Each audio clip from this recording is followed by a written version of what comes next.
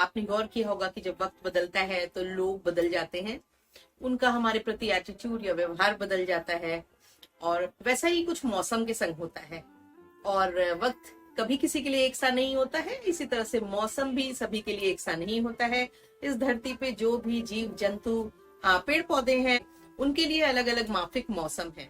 बहुत सारे प्लांट के लिए सर्दियां पीक ब्लूमिंग सीजन होता है और हम इंतजार करते हैं कि कैसे स्प्रिंग का सीजन का हमारे जीवन में आगाज हो, चारों तरफ फूल ही फूल दिखाई दे, तितलियां दिखाई दें, प्रकृति में अनन्य सुंदरता दिखाई दे। और ऐसे में हम लोग जो प्लांट्स के शौकीन हैं, जो गार्डनिंग के शौकीन हैं, उनके लिए ये टाइम थोड़ा टफ होता है, क्योंकि हमारे जो मेजोरिटी ऑफ द प्लांट्स होते हैं वो पेरेनियल प्लांट्स होते हैं, यानी कि 12 मासी पौधे होते हैं।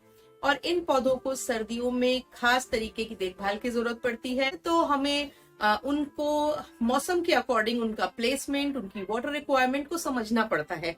अदरवाइज ये डर होता है कि वो पौधे मर जाए। बदलते मौसम के संग हर प्लांट को उसकी फितरत के हिसाब से देखभाल की जरूरत होती है। बहुत सारे लोगों को ये तकलीफ होती है कि जो खासकर जो लोग नए हैं गार्डनिंग में, जिन्होंने अभी अभी प्लांट लगाना शुरू किया है, उन्होंने जो पिछले सीजन में या जो पेरेनियल प्लांट्स खरीदे थे वो बड़े बेरौनक हो रहे हैं, उनकी लीव्स येलो हो रही हैं, गिर रही हैं, उनमें एक वो बेजान से हो रहे हैं। ऐसे में आप घबरा जाते हैं। प्लांट्स, बहुत सारे अच्छे जो प्लांट्स होते हैं वो काफी एक्सपेंसिव होते हैं, उनको आप बहुत सारे चाव से लाते हैं और उनको खराब होते देखना आपको पसंद नहीं आता है। ऐसे में मैं आपको आज अपने अनुभव के आधार पर कुछ ऐसी बातें बताऊंगी जिनसे आप अपने पेरेनियल प्लांट्स की अच्छे से देखभाल कर सकते हैं। हमारे यहाँ नॉर्थ इंडिया के प्लेन में 15 नवंबर से लेकर के और लगभग 20 जनवरी तक का जो मौसम होता है वो काफ़ी ज़्यादा ठंडा होता है। इस समय टेम्परेचर तेज़ी से गिरता है और साथ ही साथ पाला, ओस, कोहरा और इसके साथ ही साइक्लोनिक रेनफॉल की कंडीशंस बनती हैं, जिससे कि टेम्परेचर ठंडा हो जाता है।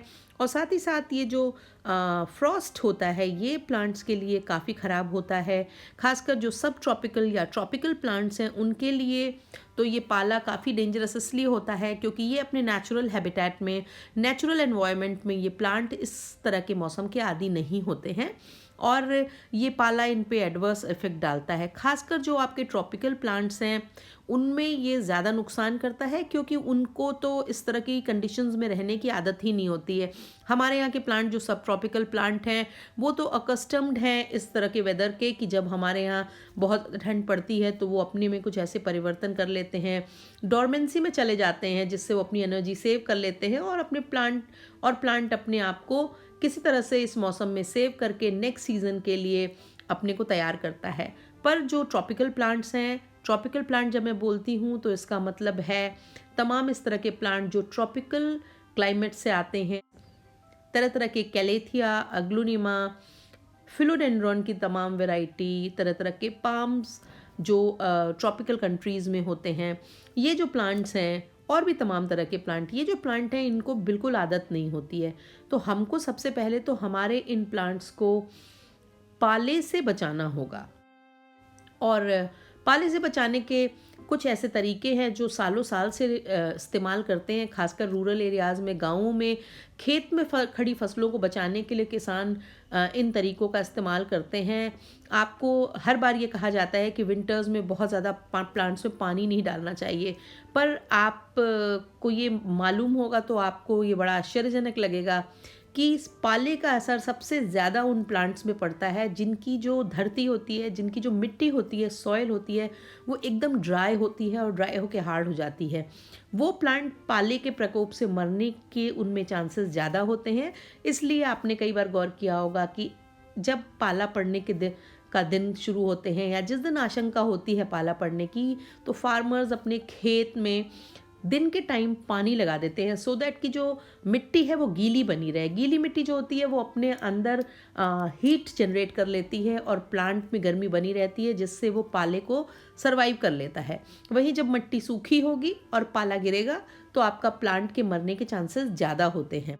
कि अगर आपके पास स्पेस है तो आप अपने कुछ ऐसे प्लांट जैसे कि तरह तरह की जो हमारे ट्रॉपिकल सब ट्रॉपिकल प्लांट्स हैं उनको आप लाके एक ऐसे प्लेस में रख लें जहाँ पर डायरेक्ट उनके ऊपर ओस या पाले का असर ना पड़े और उनको धूप उतनी ही मिलती रहे जितनी कि उनकी रिक्वायरमेंट है।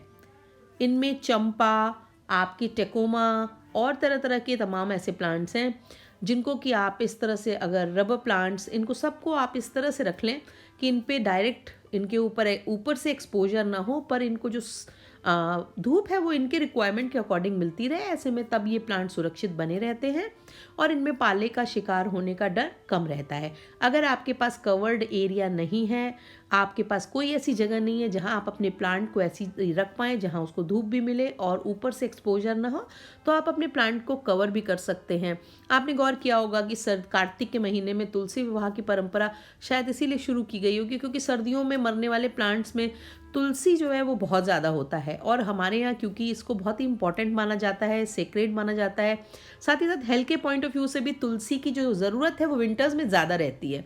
तो फिर ये एक परंपरा बनी होगी कि उसको कपड़े से ढक दिया जाए, उसमें कार्तिक में हर कार्तिक महीने में पूरी तरह समय दिया उसमें जलाया जाए, सो दैट कि उसके आगे हीट बनी रहे और प्लांट अपने आप को गर्म बनाए रख सके और ठंड का शिकार ना हो। उसी तरह से आप अपने बड़े प्लांट्स को, शो प्लांट्स आपके जैसे क्रोटन्स हो गए, मसंडा हो गया, इस तरह के प्लांट्स को आप कवर करके भी रख सकते हैं। आप किसी पॉलीथीन की शीट से कवर कर सकते हैं, आप अपने प्लांट के लिए ग्रीन हाउस बनवा सकते हैं, या आप अपने प्लांट को ग्रीन नेट से कवर करके भी रख सकते हैं, सो दैट उन पे डायरेक्ट पाले का असर ना पड़े।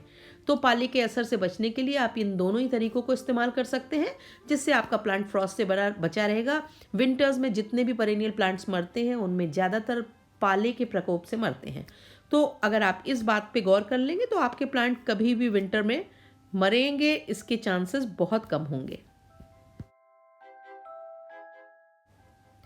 एक और बात जो मैं हमेशा नोटिस करती हूँ, बहुत सारे सोशल नेटवर्किंग साइट्स से लेकर के यूट्यूब वीडियोस वगैरह में मैं देखती हूँ, लोग ये एडवाइस करते हैं कि आप अपने परमानेंट प्लांट्स को बचाने के लिए उनमें पानी बिल्कुल मत डालें और बहुत कम कर दें पानी डालना, क्योंकि प्लांट डॉर्मेंसी में चला जाता है। सबसे बड़ी बात तो ये है कि जो सब ट्रॉपिकल प्लांट हैं वो तो डॉर्मेंसी में जाते हैं, जो ट्रॉपिकल प्लांट हैं वो डॉर्मेंसी में नहीं जाते हैं, उनकी ग्रोथ स्लो ज़रूर हो जाती है। ऐसे में उनकी रिक्वायरमेंट न्यूट्रिशन की होती है, उतनी ज़्यादा नहीं होती है, थोड़ी क्वांटिटी में होती है, पर होती ज़रूर है। अगर आपने पानी डालना कम कर दिया और प्लांट को पानी की रिक्वायरमेंट है, तो वो पानी की कमी से प्लांट ख़राब हो सकता है। दूसरी बात ये है कि अगर वो बाहर है तो उसका पाले से एक्सपोजर हो सकता है और प्लांट मर सकता है। इसलिए मैं ये कहूँगी कि सर्दियों में प्लांट में बहुत ही टैक्टिकल वाटरिंग करनी चाहिए। अब टैक्टिकल वाटरिंग से क्या मतलब है? सबसे पहले तो पानी सुबह जब ठंड हो या कोहरा हो उस समय नहीं डालना चाहिए। 10 बजे के करीब, अगर आप ऑफिस गोइंग हैं 9 बजे के करीब, जब थोड़ी थोड़ी धूप निकल जाती है, सन दिखाई देने लगता है, तब आप अपने प्लांट्स में पानी डालें। अगर आप ज़्यादा लेट कर देंगे, फोरनून के बाद डालेंगे, तो वो पानी लीव्स पे बना रह जाएगा, और अगर रात में काफ़ी ठंड हुई तो वो पानी पत्तियों को जला देगा, पत्तियों को ख़राब कर देगा, आपके प्लांट की पत्तियाँ झुलसी सी दिखने लगेंगी। इसलिए पानी आपको धूप के वक्त डालना है, और फर्स्ट हाफ में ही दिन के जब 10 से 11 बजे तक आपको ये काम कर लेना है। पानी इतना डाल देना है कि आपको 2-3 दिन पानी डालने की ज़रूरत ना पड़े। इससे आपका एक तो काम कम होगा, दूसरा पानी 2-3 दिन में ही कंज्यूम हो पाएगा पॉट में से, क्योंकि उतना ज़्यादा सन जो होता है वो गर्मियों की तरह शार्प नहीं होता है, और ऐसे में पानी की जो रिक्वायरमेंट होती है प्लांट्स की वो कम हो जाती है। और आगे मैंने पहले आपको बताया ही कि अगर आपको फ्रॉस्ट से अपने प्लांट्स को बचाना है तो उनके गमलों की मिट्टी को गीला रखना ज़रूरी है। गीले का मतलब है कि उनमें नमी बनी रहे, क्योंकि नम मिट्टी जो होती है उसमें गर्मी होती है और प्लांट ठंडा नहीं हो पाता है। दूसरा, शाम को पानी नहीं डालना है, क्योंकि अगर शाम को या रात को आपने पानी डाला उससे आपके प्लांट के ख़राब होने के चांसेस बढ़ जाते हैं। पानी एक बार आप थॉरोली कर देंगे तो आपको 3-4 दिनों तक ठंडे पानी में हाथ नहीं डालना पड़ेगा। इससे आपकी भी बचत रहेगी। तो इसलिए जिस दिन पानी डालें, धूप में डालें, खूब जम के डालें, और उसके बाद 3-4-5 दिनों के लिए जितने बड़े पॉट है, जैसी आपके यहाँ सन है, उसके अकॉर्डिंग आप अपने वाटरिंग के स्केड्यूल को निर्धारित कर लें।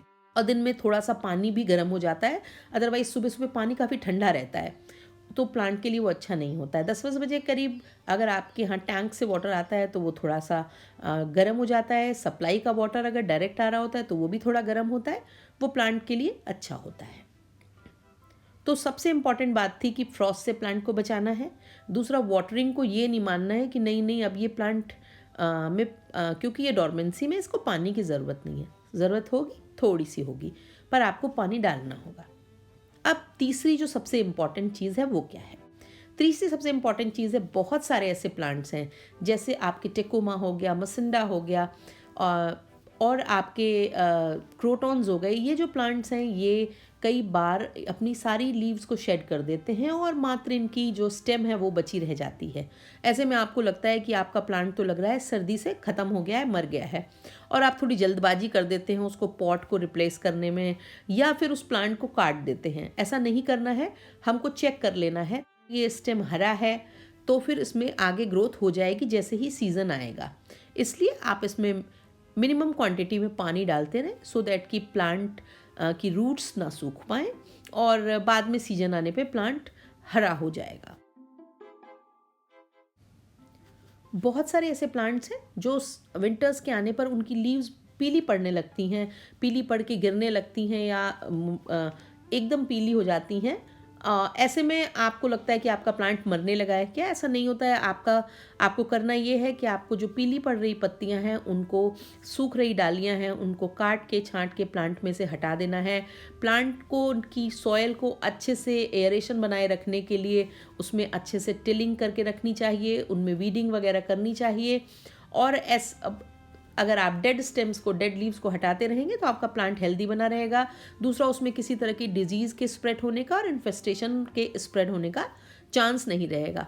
इसलिए अगर प्लांट की लीव्स पीली हो रही हो, और ख़ासकर ये फिलोडेंड्रॉन के केस में भी होता है, आपके फिलोडेंड्रॉन्स, मनी प्लांट्स, एग्लोनेमा, इस तरह के प्लांट्स की जो लीव्स होती हैं पुरानी, वो पीली होने लगती हैं और गली गली सी दिखाई देने लगती हैं, उनको रिमूव कर दें। बाकी के प्लांट को आप सेफली रखें। अब उसको अपने निर्धारित समय पे वाटरिंग वगैरह करते रहें। प्लांट आपका जब मौसम आएगा तो वो बाउंस बैक करेगा और वापस अपनी पुरानी कंडीशन में आ जाएगा।